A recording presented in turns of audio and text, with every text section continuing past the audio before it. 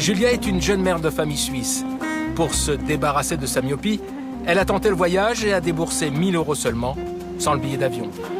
À Istanbul, pas moins de 8 cliniques sont spécialisées dans la chirurgie de l'œil. C'est dans celle-ci que Julia doit se faire opérer. Tous les ans, 25 000 étrangers acceptent de confier leurs yeux à des chirurgiens turcs.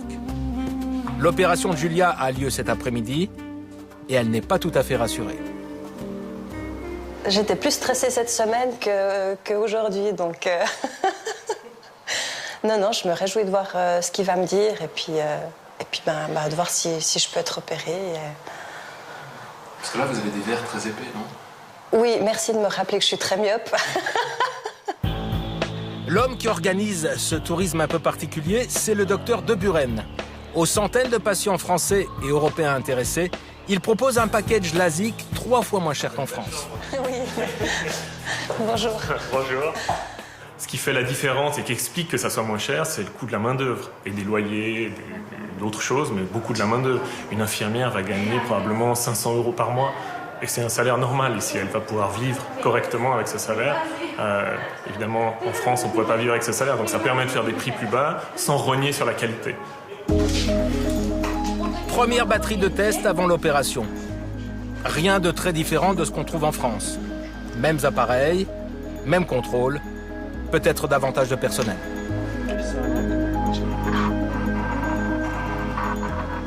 Globalement, la qualité, je dirais, est au moins aussi bonne que dans des cliniques en France, en Suisse ou en Allemagne. C'est pas pour rien qu'il y a autant d'étrangers qui viennent ici.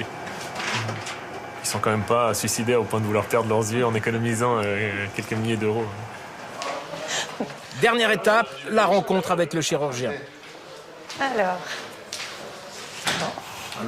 qu'est-ce que vous amène ici? J'aimerais que vous me rendiez des nouveaux yeux. Mais avant de passer sur la table d'opération, contrôle crucial pour Julia. Elle va savoir si elle est opérable, si elle est venue pour rien à Istanbul.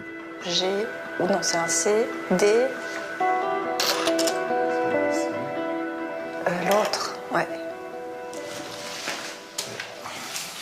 Mais je peux vous dire que laser est possible. Super. Jusque-là, rien d'anormal donc. Tout est identique au protocole médical en vigueur en France. Direction, le bloc opératoire. C'est peut-être là que se cache une différence, dans la qualité du laser lui-même. Même pas, les Américains utilisent le même pour leurs astronautes. Cette machine-là, c'est très intéressant. C'est la machine qui est utilisée pour les spationautes de la NASA, pour les opérer. C'est une machine, ça a l'air de rien, comme ça, on dirait un chariot, mais ça vaut 600 000 €. Donc vous imaginez qu'il faut avoir certains moyens pour pouvoir se permettre d'acheter cette machine et qui permet de faire des volets très très fins, ce qui permet d'opérer plus de patients qu'avec des appareils un peu moins performants. 20 minutes après, c'est terminé. Ça va. Je peux me lever ou... Comment vous voyez?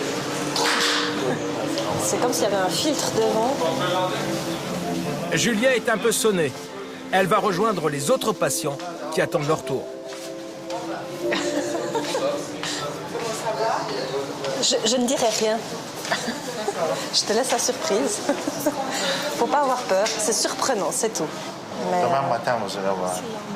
c'est mais ça fait un peu mal, mais c'est surprenant. On verra bien. À tout à l'heure, bon courage.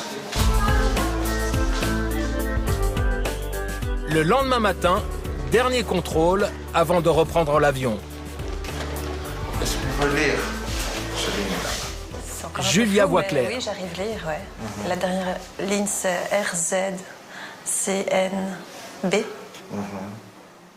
C'est un peu plus, Oui, peu ça va. plus flou, mais Oui, ça va venir d'ici quelques jours. pour le premier jour, c'est parfaitement bon. Elle peut sortir, là, avec des Bien lunettes, sûr, elle peut sortir. même sans lunettes.